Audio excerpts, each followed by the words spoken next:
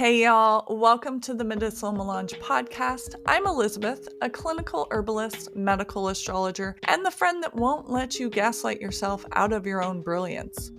This is where we take the guesswork out of your wellness journey and take back your autonomy in healing your body, aligning with your chart, and shedding light on your highest self's actual timeline, not the one capitalism tries to rush you through.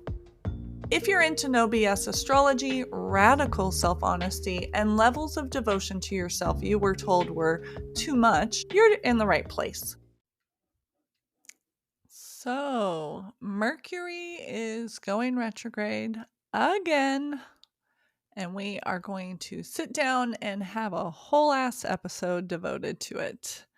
And before you roll your eyes and hold on to your legs and brace for impact, I do want to talk about what this actually means, especially in the context of healing and intuition and even money.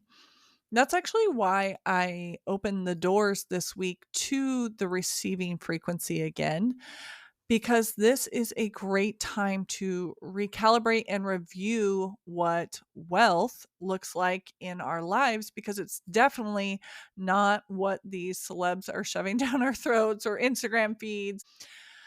I digress. When Mercury retraces its steps, especially from fire of Sagittarius into water of Scorpio, like it does this retrograde, it's not chaotic in the traditional sense you see on memes. It's really a coded opportunity. This retrograde starts this weekend at 6 degrees Sagittarius, and then back that ass all the way up. It moves into Scorpio, stationing direct at about 20 degrees ish of Scorpio. And that story arc matters, y'all. Mercury isn't just the planet of communication, it's this neural network of your chart, really. If you've followed along with my other episodes, you know that Mercury is one of two electric planets. It tells us how you interpret, how you move, how you transact, really, and in all areas of life, energetically, emotionally, and definitely, yes, financially. If you've never considered that Mercury retrograde can affect your bank account as much as it does maybe with making your microwave crap out or your car has a recall, whatever it is, that's where we're going today. So let's start with the transit itself. We are going to begin this Mercury retrograde with Sagittarius, and Sagittarius is a mutable fire sign. So this is truth teller energy. It's very philosophical, very forward thinking, idealistic, sometimes a little reckless, especially when it gets the sauce. When Mercury is here, your voice wants to run. Think of that arrow. That arrow is going to hit a target. If you think of my Sagittarius episode, it's half man, half horse. So it wants to run no matter where it falls in your chart. It wants to say the big thing, make the big promise, make the big purchase if it's in your second house. And it wants to believe the best case scenario. But as Mercury, the fastest planet, slows down into Sagittarius, that optimism starts to feel like a whole lot of pressure, honestly. Like you can't quite explain what you believe in anymore because the systems feel like everything's unstable. So you look around and you look at your goals that don't fit in the version that you're becoming. Like you've outgrown your why, but you haven't grieved that growth yet. Then Mercury is going to continue to slide backwards and into the sign of Scorpio around around the 19th. And Mercury in Scorpio doesn't want to say anything until it's for sure. Scorpio hates to look stupid, so it's got to verify. It doesn't speak to necessarily just be heard like a, mercurial ruled sign, let's say Virgo. But it does speak to reveal things. And when it retrogrades here, all that buried shit that I talked about in, let's say, episode 3, that comes up definitely. And not in dramatic crash outs per se, but in subtle, systematic, emotional returns of the truth. As someone who is tired of this horrific regime, I love to see it. You will start to see the patterns beneath the patterns. You will remember a moment that maybe you forgot in your own life. And when I say forgot, think of air quotes, because I'm definitely giving air quotes. You will remember a moment you had forgotten in the middle of a money conversation, maybe, or you hear your partner say something totally normal and think, that's exactly what my mom used to say when I felt really fucking unsupported. And that's the style of Mercury retrograde in Scorpio.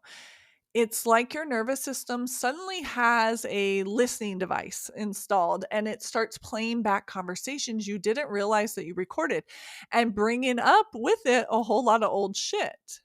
But trust me, it is really a good thing in the big picture of it all. And just so y'all know, this is not abstract for me. Mercury is my chart ruler. It's my 10th house ruler. I have my Virgo rising and Mercury and is conjunct with my sun and Venus and Mars. It's all in my first house. So my entire way of being is through the planet of Mercury. It's not an archetype per se for me. It's a frequency that I really live inside. So when Mercury goes retrograde, I don't panic, honestly. I do listen more closely to what is not being said. I do see what needs rethreading through deeper truth. This one is especially interesting for me because it's hitting my 4th house. When I teach them about the 4th, I link it to things like my home, my family, my emotional infrastructure that makes me feel safe behind closed doors. And Aaron is a Gemini sun, and his Gemini sun is also in the 4th house. So, yes, we are very much living, breathing in a Mercury retrograde house over the next few weeks, literally. And I'll say the Wi Fi is definitely moody. Sure as shit, the shadow period entered and the kids locked us out of the house. We definitely keep having the same conversations, like 4 or 5 conversations, just with different opening monologues. And I anticipate a phrase that is, that's not what I meant, will definitely be used more than I would like to admit. This isn't our first retrograde together, so we both know to give grace and extra softness when it's needed over the next 20 days. It's really not toxic, it's more diagnostic. Retrogrades don't really break things, but they do review shit and reveal to us what's already unstable, what's already wobbly. In my case, Mercury retrograde is reminding me even the most sacred spaces, these intimate sacred spaces, require transparent communication and recalibration together. I can't just say what I need and safety, safety, safety. We have to calibrate that energy together. Since it's going to be a fun one, I do want to run through some placements because I know some of you are so sensitive to these shifts, even if you don't have a language behind why this is happening. If you have placements between 0 and 10 degrees Sagittarius, you're going to feel like you're speaking a language that nobody understands. I mean, shit. That may be including yourself. It may be including me, and that's okay. That's okay. That's okay. It's not a loss of direction. It's a redirect, but we're redirecting ourselves toward meaning. Your beliefs are going to be evolving. So take the lessons that you get during the Taurus full moon that we just had. As we move closer into the retrograde, take those lessons because that's the stuff that we don't really want to rush. Because if we rush, we sometimes miss the things that we're supposed to be editing. If you have late Scorpio planets, this is definitely going to be the reckoning. I have Saturn at 24 degrees Scorpio in my third house, my house of communication. That's naturally a Mercury ruled house. So, I didn't think about that till right this second. You are definitely going to be shoved into a reunion with the truth that was buried in the name of emotional safety. The conversation you thought was over still has a lot of downloads left inside of it. And that vulnerability is what you hate. As a Scorpio third house, I hate talking about my deep, deep, deep feelings. But for 20 days, I'm going to think about opening up like it's a fun exorcism. If you have Gemini placements can be anywhere, but especially that 0 to 10 degrees. We want to think of this as a direct opposition to the retrograde that's happening in Sagittarius. Sagittarius and Gemini are sister signs. So this is happening on the opposite side.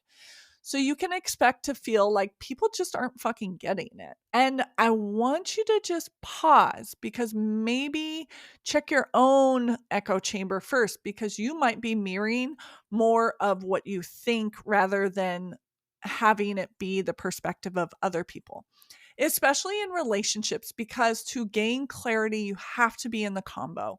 So show up, be a little bit more present in the moment instead of being very disengaged in that moment and overthinking about it later on in your head.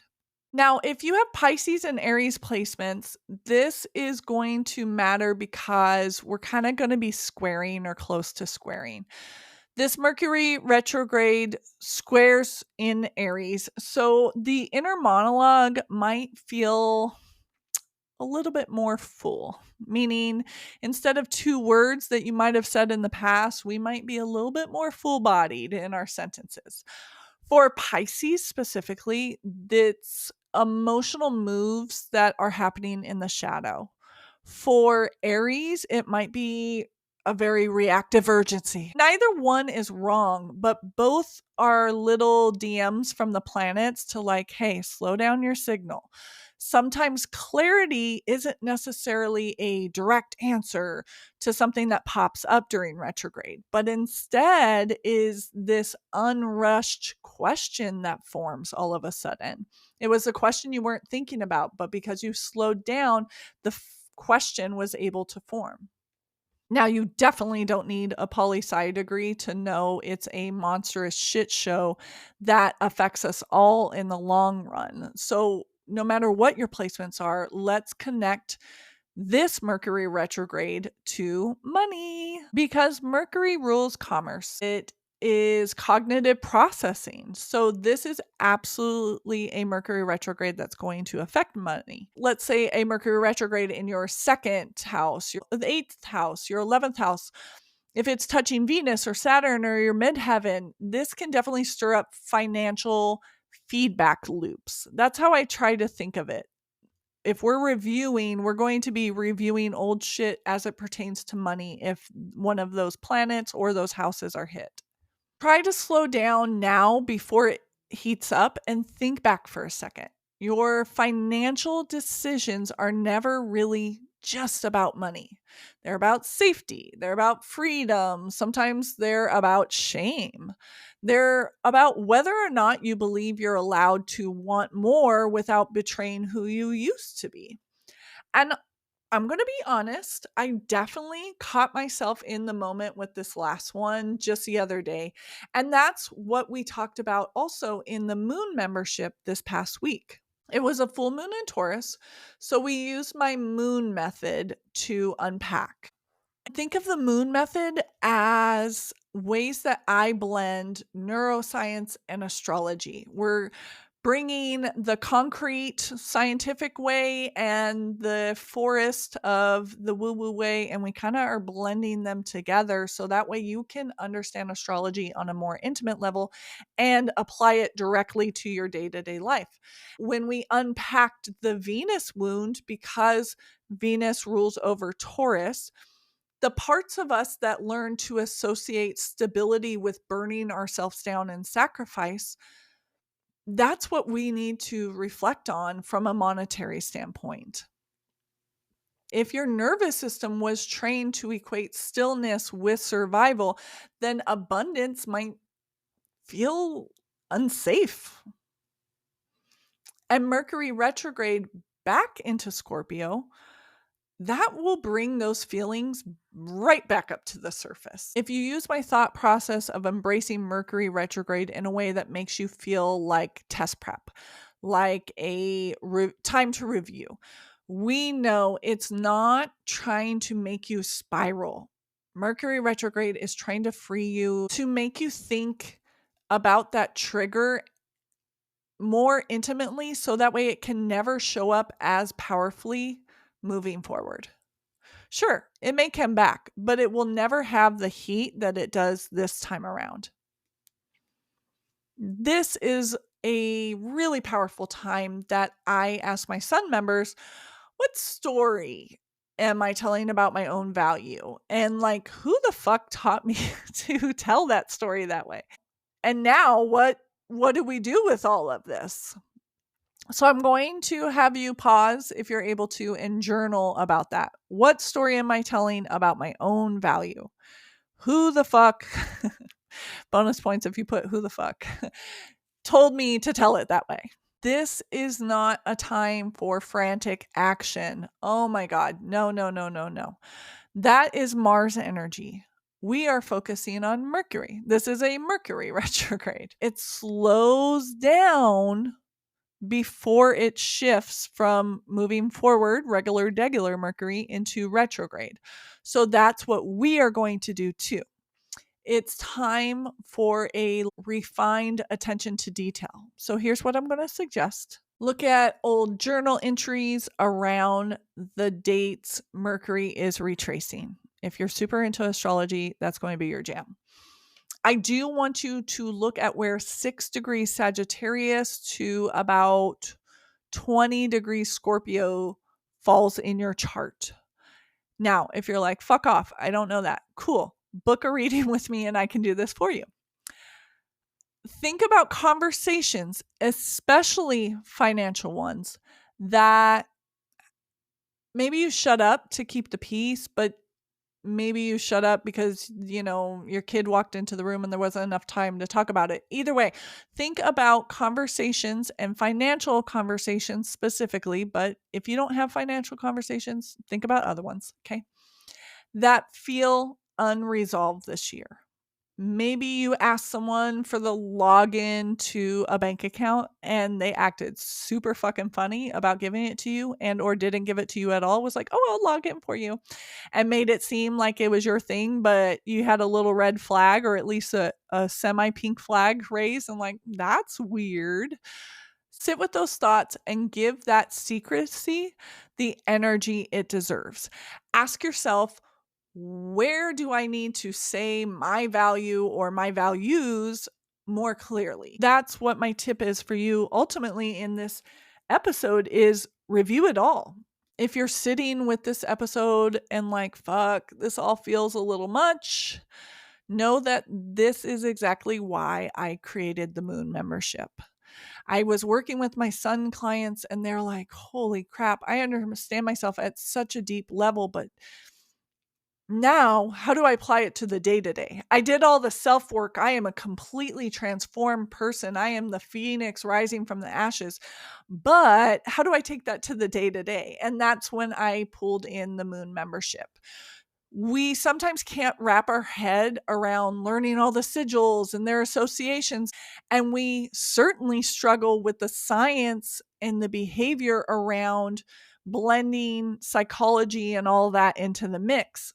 And so I created the Moon method. And in addition to learning my Moon method, we also meet under the moon. And it's not just to manifest and like put a whole bunch of PMA, positive mental attitude, out there, but it is to metabolize the energy together, the energy that affects our lives, whether we choose to engage with it or not, to name what's happening in our charts and our nervous system. And it helps us to stop and put down that old story of I need to transform alone. If you're a Scorpio rising, you love that fucking story. Don't you look away from the radio right now. I know that you hear me. Scorpio risings hate having people watch their transformation. But you don't have to do it alone because we have a beautifully rich community growing in the Moon membership. We meet individually and we also meet as a group. I don't just talk astrology. I don't just hit the retrogrades. I change your fucking life. And I opened up your mind to this emotional, spiritual side that opens new chapters you didn't even know that you needed to review the old ones to begin with. We practice astrology as an ancient healing language because that is what it is. Healing for your money, for your relationships, for your body, even healing the past. So if Mercury going retrograde has you opening up and you're asking these questions, but then it just creates more questions, that's what's right. That is what's next for you. That is what's real for you. So definitely remember that I told you that you are becoming your next self during this retrograde, and not because the old version of you is broken. It's just that we evolve when we meet under the sense of retrogrades and reviews, and we definitely meet under the moon because we had that beautiful full moon in Taurus just a couple days ago, and here we are at the doorstep ready to step into retrograde. Before I close you out for this beautiful Mercury retrograde episode, let's pull a card. I started to pull out my astrology cards because I love working with those cards, but I actually want to pull out the Magic and Mediums Oracle by Annie L. Reed. A beautiful matte black with a textured top to this. The sides are just raw, but the matte black texture to the front of the cards are very beautiful. These are all original drawings, original interpretations, but let's pull one. So the card I pulled was Portal, and it has this beautiful drawing. It's almost like a watercolor drawing. It has an animal and it shows the back, and we're walking into something together. It's really beautiful. Under the guidebook, it says portal, a doorway, gate, or other entrance, especially a large and elaborate one. And if Mercury retrograde in Sagittarius is not fucking elaborate, I don't know what is. There are multiple stargates and portals on Earth that have allowed travelers to journey beyond space and time. I love this already. Belief in these portals support why ancient civilizations that were inaccessible to each other via traditional means share similar histories and accounts involving supernatural beings that may have used these portals to access both faraway lands. Mm-hmm. For example, both ancient Incas and the Egyptians share an uncanny amount of cultural similarities despite being oceans away. It's really interesting because the author goes through and gives different options of like rituals and keywords. Keywords upright is time, astral tube, time traveler, remote viewing, Stargate historian, politics, refuge, escape, alliance, assimilation, past life.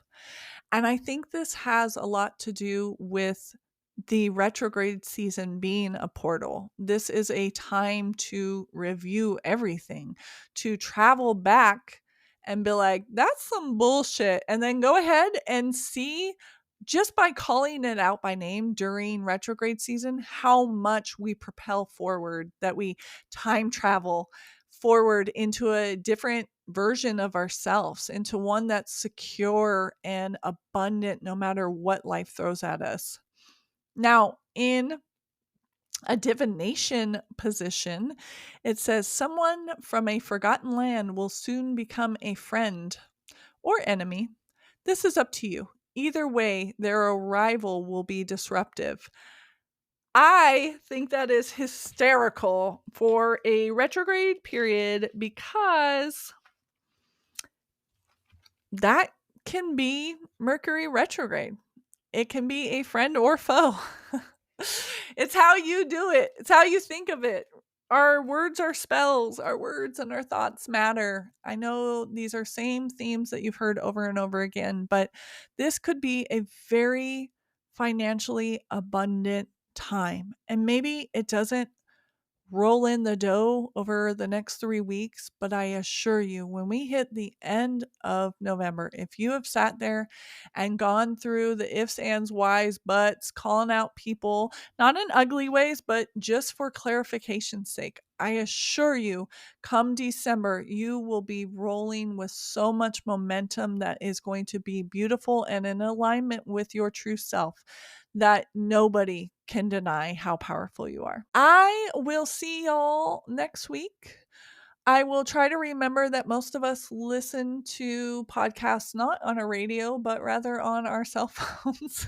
And I won't try to age myself as much. It will be done during Mercury retrograde, so I'm super excited. If you would like to grab the receiving frequency, you can purchase that on my website. It's just themedicinalmelange.com. You can search the receiving frequency, but it's probably on the main homepage for the next few weeks. I will only have it available for purchase until the end of November, which is basically the end of retrograde season, because I do feel like this is a great time to just sit and learn about finances, learn about self-worth, learn about what you value and how much you value yourself. So it's $33. It is an instant download, and you get access to over 10 private podcast episodes, and you also get a free guidebook. Now, if you would like, on Sunday, when retrograde kicks off, I will be reading in person at Deja Vu Esoterica in Southtown in San Antonio. It's just right there on South St. Mary's. And I'll be there from 11 to 3. You can pre-book themedicinalmelange.com. Head over to astrology readings. You can choose virtual or in person. If you want to do in person at Deja Vu, click in person, click Deja Vu, and then you can pre-book right there. I have 11, 22, and 44-minute increments, so my readings start at $44. It's a great deal. With that said, good luck, Godspeed, all that fun sayings when people are scared to do things. I believe in you, and I know that we are going to come through this stronger than ever. If you have something you would like to have me talk about next week, because I'm kind of like, well, I don't know, email Elizabeth at themedicinalmelange.com. I am happy to deep dive on any subject that you have. And with that, have a great day. Bye.